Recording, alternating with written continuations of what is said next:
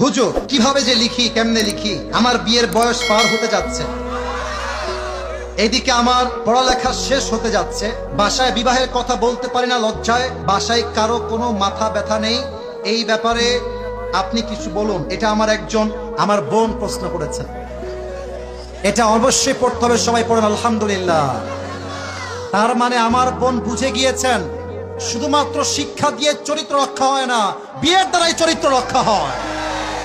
তো আমি আমার বোনকে বলবো, আমার প্রিয় বোন, আপনি আপনার আব্বা আম্মার হাতে পায়ে ধরে বোঝান। আপনার আব্বা আম্মাকে বলেন যে বাবা তুমি আমাকে বিয়ে দাও, তুমি বিয়ে না দিলে আমার চরিত্র নষ্ট হয়ে যাবে।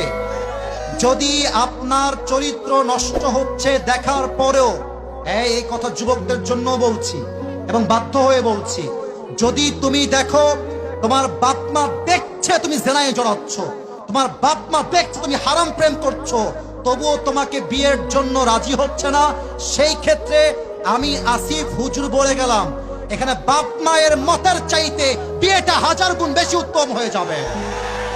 কারণ আমি আমার বাপের কথা শুনতে গিয়ে জেনায় জড়াতে পারবো না।